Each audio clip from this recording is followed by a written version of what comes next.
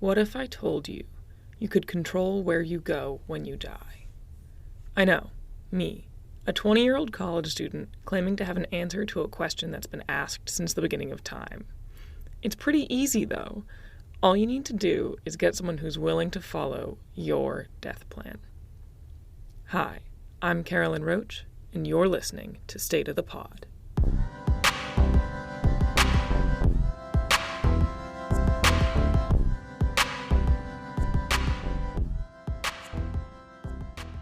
I was living in a teepee on her property at that point, in Corning, and I was just new in the area. I had moved there in 97, and it was around 98 we started talking about this. It's like, I don't like how this all, I don't want to be embalmed.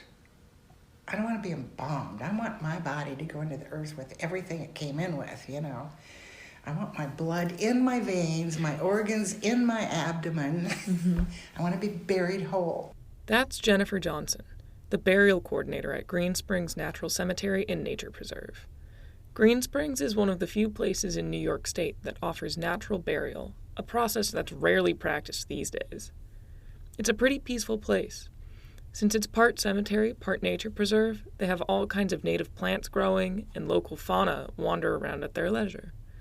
It's only 16 miles from Ithaca, but so much of the trip is on back roads that it takes a full 30 minutes to get there. You'd think it was almost like a park when you first got there. And then you see the burial mounds.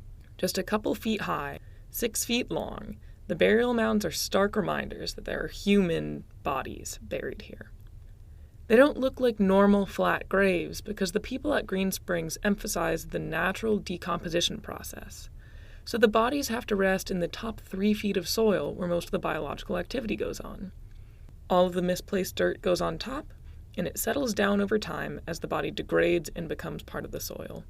It was a bit freaky at first, but as I walked around the premises, I realized that this place felt much more emotionally engaging than any cemetery I'd ever been to before. The whole time I was viscerally aware of what this place was. A final resting place for decaying human bodies. It was awesome. Now, what exactly is natural burial? It's an attempt to bury a person's body with as little treatment as possible.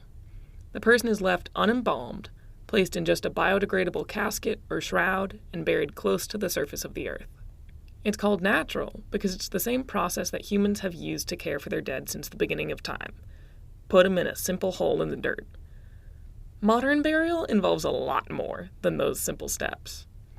To start with, people now are taken care of in a funeral home. These are for-profit companies, and their only service is death.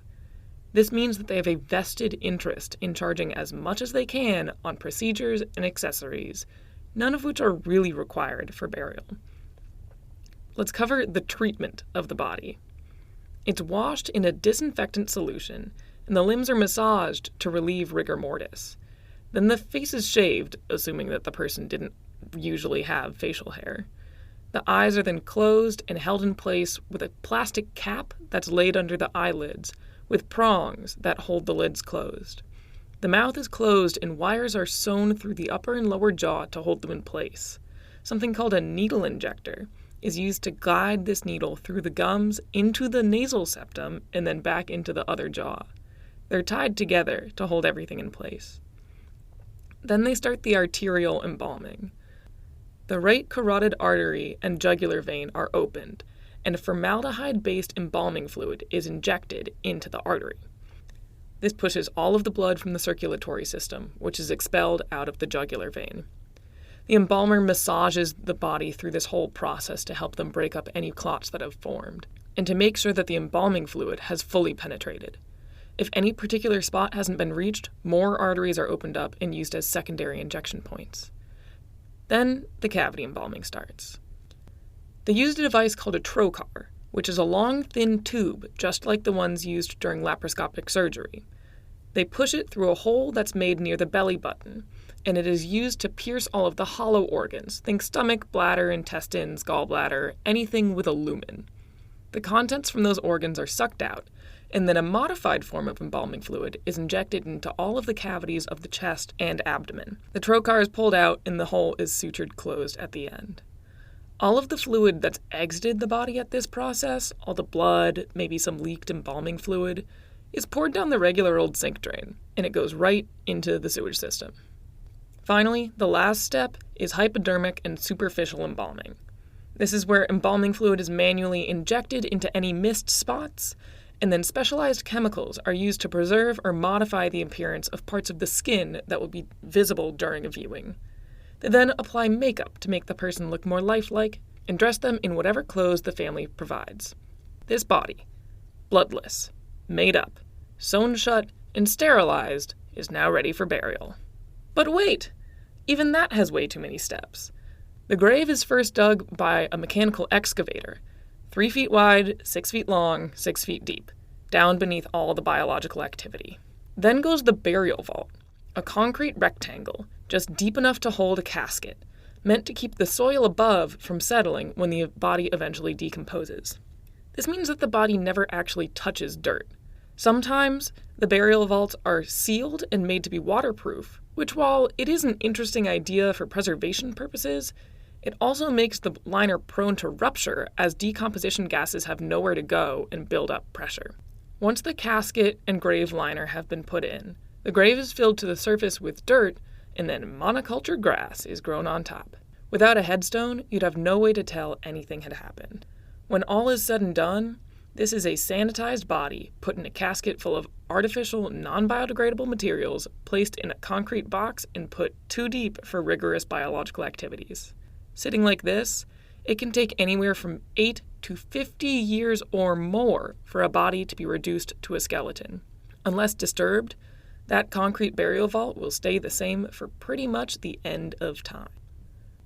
So how did we get here? 200 years ago, a person who died in the U.S. would be buried in a style pretty similar to what goes on at Green Springs. The family would wash and dress the body, and the burial would be in a simple wood coffin. When the Civil War started, dead soldiers were left on the battlefield to decompose where they lay, or sometimes, if they were lucky, they would be put in a mass grave. Wealthy families could have their sons returned by rail, but without refrigeration, that could quickly turn into a nightmare for everyone involved. Embalming did exist, but it wasn't very common. And then Abe Lincoln was shot.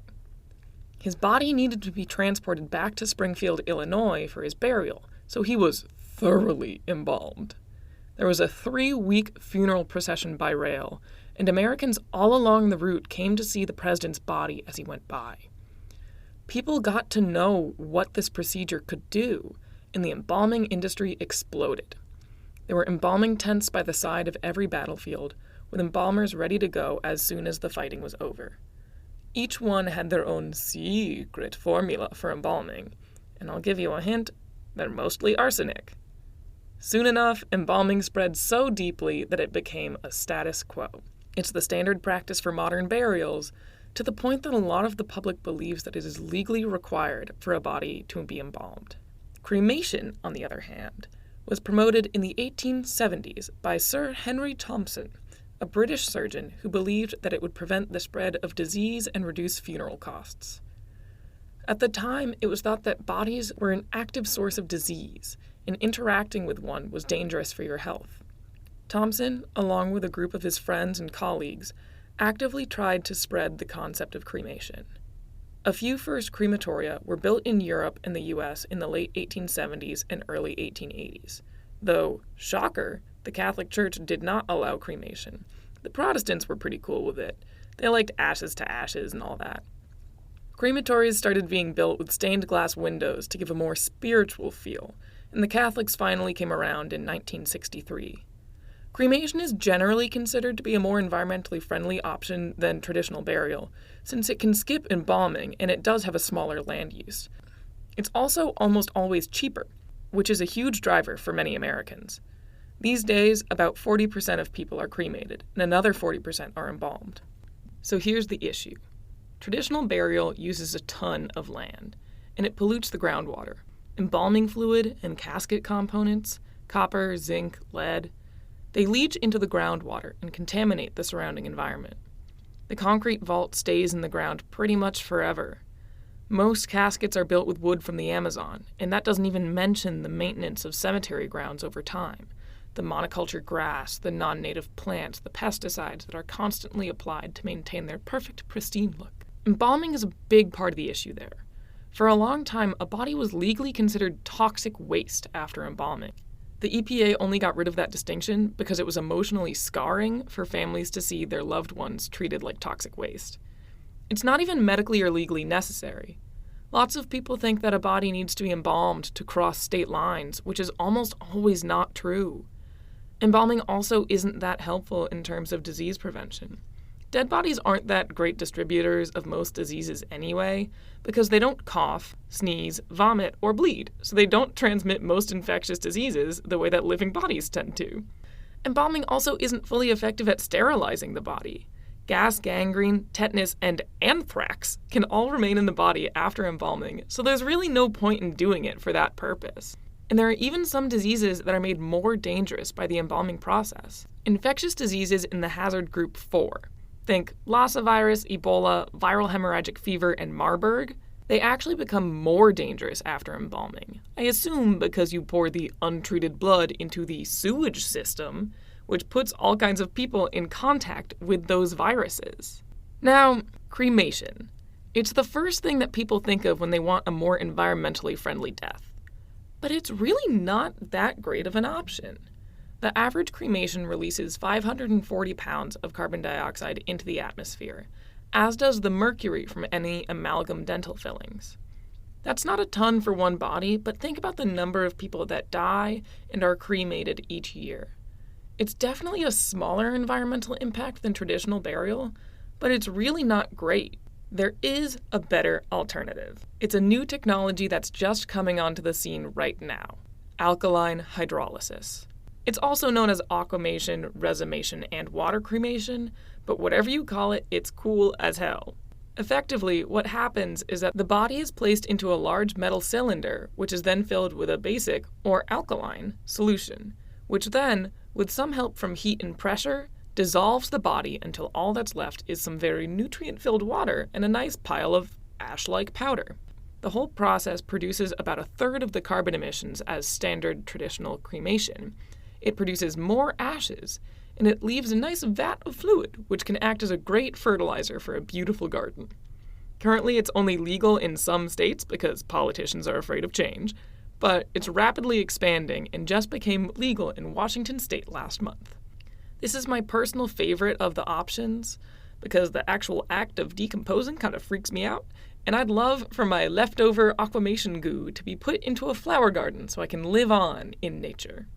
Really, though, the gold standard of environmentally friendly death is natural burial. It's a pretty simple process, since it's the same thing humans have been doing since the beginning of time. You take a body, you dig a hole, you put the body in the hole. No frills, chemicals, and the casket is optional. That's why I decided to talk to Jennifer from Green Springs. That's all they do there. Try to keep humans in the natural circle of life and use burials to maintain the natural order of the world. Their stance on natural burial is all about using it not just to avoid embalming, but to really bring the body back into the natural cycle of death. Here's how she explains their mission. So many people say, I don't want to take up the land, but then, their mercury fillings go into the air when they get burned, the body isn't returned to the natural cycle and that kind of thing. But what if you could take up space where your body gave back to nature like it's naturally supposed to do, and you nourish the earth? Our purpose is to give people an option for the earth, because when we die and our bodies go back to the earth, that's how it's supposed to be. Mm-hmm. And humans got involved and did all these other things. She even went into how important it was for there to be a good, honest relationship between a funeral director and the family. There are still funeral directors out there who take advantage, I think, at the time when a family is the most vulnerable. And that just irks me. How dare you? Since part of their mission is about being a nature preserve, and I haven't covered that yet, I'll let her tell you. We're surrounded by 8,000 acres of the Arnott and the Newfield forest, so there's plenty of trees for birds and such. However, the birds are losing the ground nesting birds like the bobolink, the meadowlark, some sparrows, some different birds. They're losing their habitat. So all our burial areas are, and really the whole property, we're trying to keep it open. We recently took out, over the last couple of years, several of the evergreens that weren't native anyways. So we've taken a bunch of those down, and that keeps all of that open for future burial areas and for the ground nesting birds. So we also have a pollinator program. We got a grant for that, and there's 4 acres back behind, over on the other side of that tree line, where we disked up last spring and planted wildflowers and milkweed for the monarchs. Yeah. So, and we're continuing with the pollinator plan. We're going to be planting 75 trees and shrubs around the cottage and like from here up to the road that will be good for pollinators, you know. So we really have a dual purpose, the natural burial and the nature preserve. To really emphasize that point, we talked about hybrid cemeteries, those that have both natural and conventional lots in their property. Here's what she had to say. And as far as I know, I think you can go into the ground not embalmed at many conventional cemeteries, but they're still using concrete vaults. And they're leaving the bottom open, but they're still putting on the top. Yeah. And they're still using pesticides. And, you know, all those caskets, a lot of that wood comes from the Amazon. They cut it down out of the Amazon, they put it on a boat, ship it up here, build a box, and bury it up here. What kind of sense does that make? What? In response to that, I asked her how Green Springs deals with caskets. We don't have anything to do with the caskets or the shrouds other than directing people to somebody. We're not allowed legally in the state of New York to sell caskets or shrouds, but we can say, you know, the pine box is what most funeral homes have. Ask them. You can have a homemade casket as long as you follow the dimensions on our website. One time we had one that was way big and it almost didn't fit into the grave. That was awful. As far as shrouds, they have to be natural fabric, you know, wool, silk, hemp, flax, cotton. They can be just cotton sheets that are wrapped around the body, as long as the body's wrapped securely and tightly. And as to her preferred method of burial? I would like that Tibetan sky burial. Yeah, with the big tower? No, nothing. You just put the body up high someplace and the vultures come and pick at you. I would have nothing against that for myself. If the body isn't returned to the earth to become food for all the things that live down there, which become food for, you know, right up the food chain, then forget it. Yeah.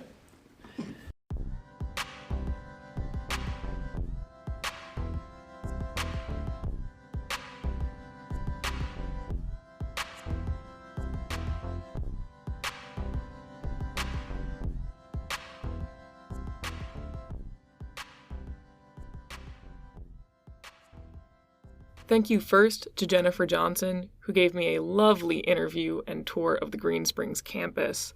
I had such a great time hanging out with you, even if it was a little muddy and we stepped in some poop.